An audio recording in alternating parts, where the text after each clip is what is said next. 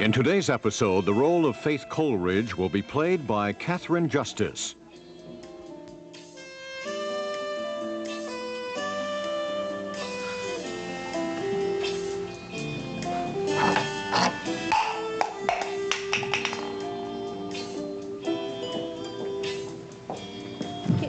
Here, you want it turned off or the station changed?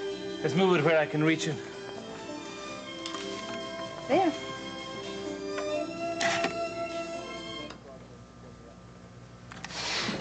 That wretched nurse brought it in to cheer me up. Whoever I get to go home with has to have better taste in music. Well, I see that your mood hasn't improved. Not particularly. Faith, do you mind? I don't want company now. I do mind, because I want to talk to you. Are you still determined to leave here and go back to your apartment? Yes, I want to get out of here, start living my own life in my own place. Well, you know all the reasons that I think that's unwise. Like your physical condition, the immigration problem, the Donahues. Faith, I know your reasons, and I disagree with them. I have my own. I've gone over this from a dozen different angles. I've considered every aspect of it. There are one or two developments that you haven't heard about, and that might make you change your mind.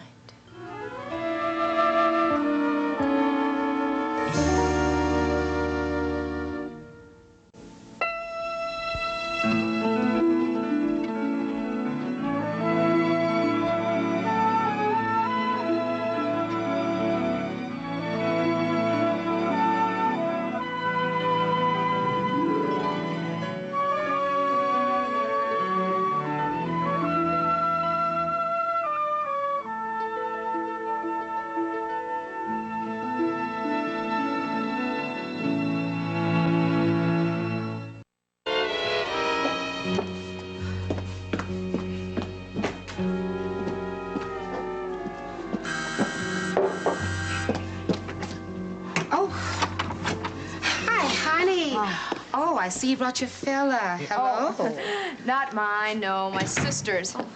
She always did have all the luck. My brother-in-law, Jack Finelli, meet Ethel Green. Mrs. Green. Oh, how do you do? He's playing bodyguard. Oh, can't hurt, I guess. But I really hope you don't need it. Ma, you got a rubber band. Excuse me, Mother? Sweetheart, we have company. Siobhan, Mr. Finelli, this is my son, Eric. Hello, Eric. How do you do? Fine. Eric? How do you do? Honey, Miss Ryan and Mr. Oh, wait a minute. Jack Finelli, the newspaper man? Yeah, I was hoping maybe I get a story out of this as a fringe benefit. Oh, for us, you mean? Well, we can use that a whole lot more than a bodyguard. No offense, sweetheart, but I just can't take all this nonsense to heart. No. Yeah, well, I don't want to either, Ethel, but I think maybe you ought to see this. I got this in the mail. Troublemakers get in trouble. Stay out of other people's business. Ha! Mr. Powell and his friends write of all the cheap tricks. Could be, they mean it. Oh, well, look, sweetheart, if this is making you nervous, believe me, I understand if you don't. I just brought Finelli along for company. Okay, well, I suppose better safe than sorry, right? Ma, I got to have a rubber band. Hold your horses, okay? 1 minute. Honey, I can't find it. What do you need it for? My game. Lord, you know, Siobhan, he got that game for Christmas, and he treats it like a pet dog or something. Hey, honey, will a piece of string do? Thanks. Listen, hurry and tie it up and put your hat on. And get your gloves, too, okay? He's a great kid. I think so. Well, usually. Well, except for, like, when he leaves that game out and I get up in the dark and I step on all those little greenhouses in my bare feet. That's it. Better houses than hotels, You though. know it. Come on, baby. Listen, Siobhan, I'm going to take him over to my neighbors around the corner. And if you want tea or anything, help yourself. The bag's up there. I should be gone about 5 minutes. All right, come on, kiddo. And don't forget to lock the door. Come on, baby. Bye-bye. Bye-bye. We'll hold down the fort. Okay. She's really something else, isn't she? You do like her, don't you? Ah, she's a nice, no-nonsense lady. Yeah, and also smart and tough. You know, I really like it that Frank's let me get into this. You should be grateful to you. You got specialized experience. Oh, yeah, and gumming things up. That's what your wife would say. At rent strikes and bucking the bad guys. Well, they don't know that, which is one reason why I have got to follow through, not let stuff like this intimidate me. Just once, I'd like to show my sister and my family a fait accompli without a disaster attached. I'm not making problems for you with Mary, am I? How do you mean? I mean, not telling her, letting her in on this, sharing the details. Well, Mary knows. I told her. I suggested that she lay off. Yeah? To which she agreed. You and Mary tell each other everything? For the essentials.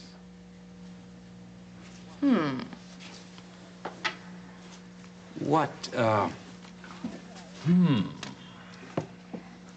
I had two friends in college who got married. And they had a truth pact together. They made this agreement that each of them would have to tell each other the whole truth at all times to the nth degree, even when they didn't ask for it. Like if one of them said to the other one, "What's on your mind right now?" he'd have to tell them. Of course, they're divorced now. Yeah, I'll bet. And the truth is great. I believe in it. But sometimes a little tact never hurts. Not that tact is my strong suit, or Mary's, but we're learning.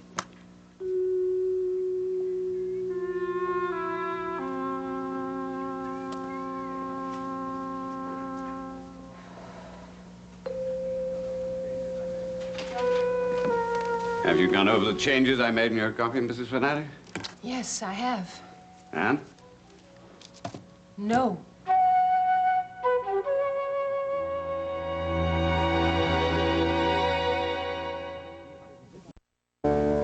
I beg your pardon. I said no.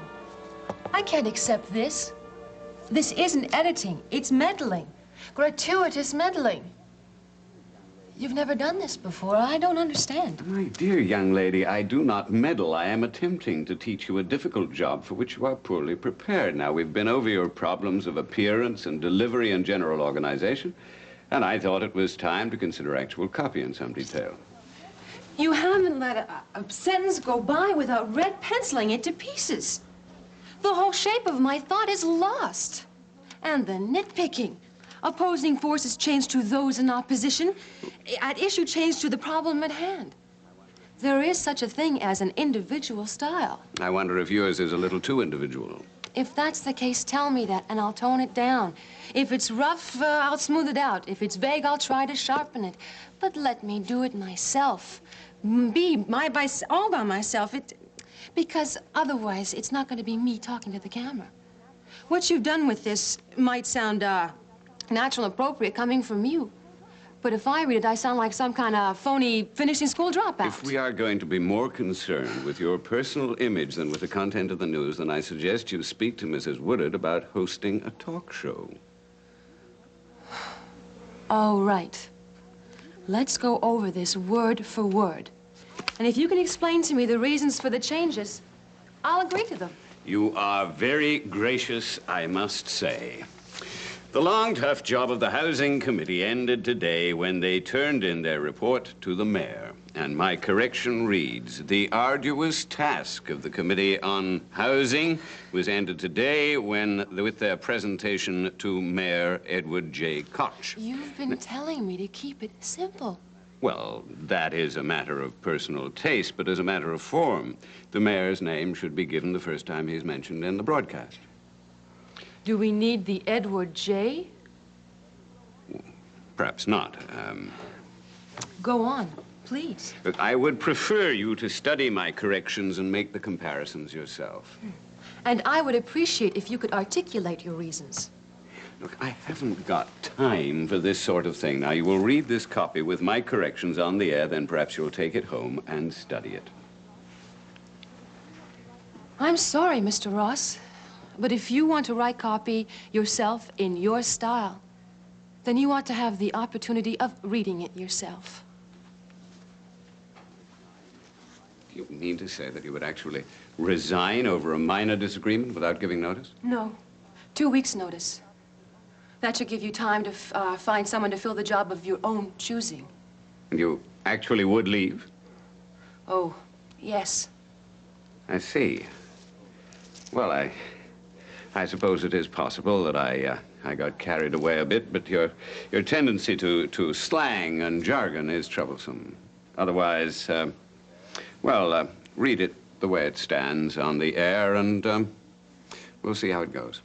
Thank you. One more thing.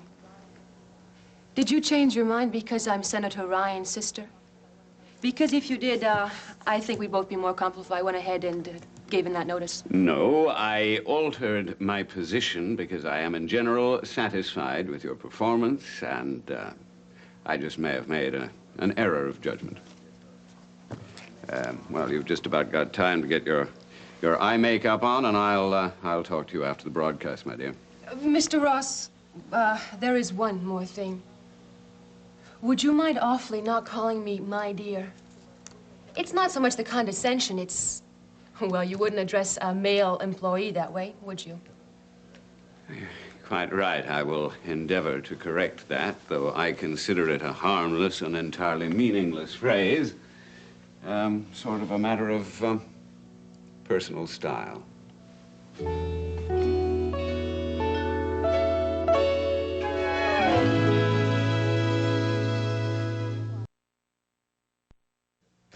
I can't imagine any new developments that could make a difference. Well, for one thing, Pat spoke to Bob and to Ray Woodard about the immigration problem. He decided that he wouldn't speak to Frank right now. Obviously. So what did our young hero find out? Well, Bob and Ray both assured him that they'd do everything possible to speed the proceedings. And they said, of course, Frank would help. Well, that was most generous of Patrick, you know, to work so mightily on my behalf. If you'll stop being sarcastic for 1 minute, there's something else. If your petition is going to be brought to the attention of some higher-ups in immigration by a United States senator, then it's only sensible that you present the best possible picture to them. Come home to Claremont Avenue with me. It won't be for long, just until the petition is passed. And, well, we'll live on separate floors if you like. Certainly you can have a nurse, and you don't even have to speak to me if you don't want to. But I am your friend, and I want us to finish what we started together. That's very kind of you, Faith. I didn't mean that sarcastically. What, does that mean that you'll come home? No, I can't. Why? Well, if anything, the fact that Pat Ryan has gone out of his way to help, it makes it more clear. Let's end this marital farce so you and he can have what you want. Each other. You might find this difficult to believe, but Pat has nothing to do with this. Why do you keep deluding yourself? I'm not anymore. It's over between us. Look, you were right in guessing that some of the old relationship had been renewed while you were ill, before we understood what was causing your behavior. Look, whatever feelings I have for Pat, and I won't deny they're strong, those feelings have an unhealthy basis. We weren't together 2 minutes, and Pat was starting to take care of me again. Rescuing me, telling me what I ought to feel and think and do. I was a mindless, dependent creature. Because the truth is, that's the way Pat likes it. That's why we had to break it off. We couldn't avoid it. All those neurotic patterns, they were set up so long ago. We just couldn't get away from them. I don't want that anymore. And Pat and I have decided that we will never make it. So if that makes a difference to you, I want you to know that now. And we can live together as equals. Aside from your blindness, you can handle that. Now, we can see the immigration problem through to the end and part friends. Tom, will you?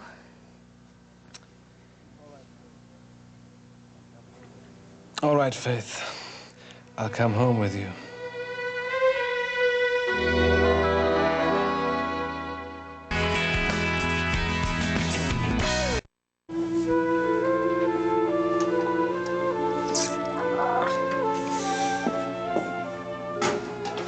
Ethel sure is taking her time. Yeah, well, sometimes kids drag their feet. So, you are not in favor of rigorous honesty in marriage? Of course I am. I just don't want some crazy pack telling me how to talk to my wife or invading my privacy. There's still some things I like to keep to myself. Oh, yeah? Like what? You want to know what I want to keep to myself. Well, I'm curious. You don't have to tell me, obviously. Okay, I'll give you one example, all right? Mary comes home from work late every night from Channel 1, and as soon as she gets into the door, she has to fill me in with all the details of her day with Thatcher Ross. Ah, her new boss, that guy that she vowed to win over? Yeah. Real old pro type, isn't he? TV journalist, 20 years. Anyway, Ryan and I have to hear what Thatcher thought was a very good article for today, and what Thatcher thought about Mary's makeup, and what invaluable piece of advice Thatcher had to give Mary that day. Wait a minute, And what... stop this. I don't believe this. Are you jealous? Jealous? I'm just bored to death about hearing about the guy. So is Ryan. But you don't tell Mary that. Well, I told you I'm not going to play the heavy over this job. If Mary has to talk about Thatcher, I'll listen. Oh, and that's tact, huh? Yeah, I think it is. Sounds more to me like repression. Well, maybe there is a fine line between the two. Yes, but I have another theory. Yeah? Yes, and mind you, now I'm just throwing this out, but I think that you are indeed jealous of Thatcher Ross, and you don't want to tell Mary because you don't want her to know. Remind me to share my innermost thoughts with you again sometime, Siobhan. You know, you're more like your sister than I thought. Advanced degree in dime store psychology. Hey, relax. I'm sorry. Look, it was just a stupid theory. If I'm off base, I'll take your word for it. Thanks.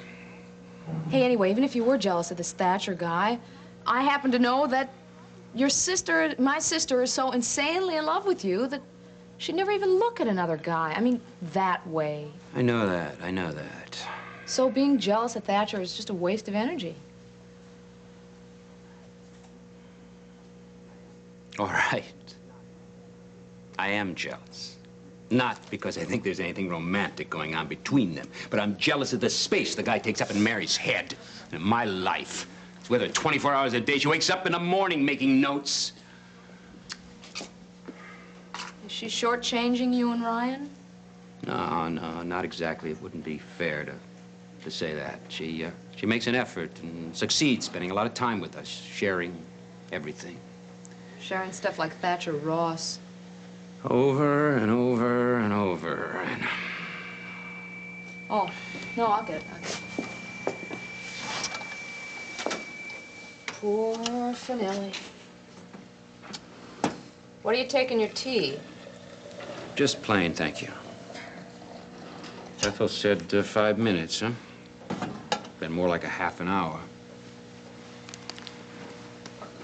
Yeah. Maybe she got hung up talking to somebody. You know, you can't blame Mary for getting involved. Family curse? Not exclusively. I mean, you like to get involved in your work, right? I can turn it off.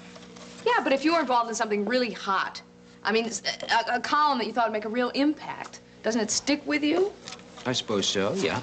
Yeah. Well, also, you're not that different from Mary, or me, for that matter, or Frank, or Pat. See, we like to feel like we're doing something effective. You know, part of the solution instead of part of the problem. Sounds very good. What if I were to say that the reason I write my column is I like to see my name and my picture next to it, and I like to put words together? Well, I'd believe that. But that's only part of it. Come on. You like to make a difference. Otherwise, you wouldn't be doing the work you're doing. You wouldn't write about the kind of things you do. Now, if everybody did that... No, hold on a minute. If everybody did what? Got involved. Think of where we'd be. Everybody doesn't have the opportunity to choose that kind of job. But look, if I had to sew on buttons for a life, you can bet that I would find some other way to try and get involved. It's what I think, Finelli, regardless of what you think my motives are. You mean that you didn't get involved in this rent strike because it's a legal way where you can make a lot of noise and get noticed, huh? That too, but that's only part of it. She must have forgotten her key. Oh. Hi, Dorothy. Hello. This is Jack. Hi. Ethel said to get here early. She wanted to go over the lists. Yeah, she'll be here any minute. She's kind of late. Well, that's funny. 6:30 sharp, she said. The others are coming at 1:15.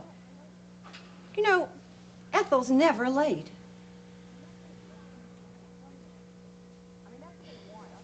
Don't even think it. I mean, that's what they want, us running scared. Siobhan! What? Oh, my God! Look at those things. Look what they did to me.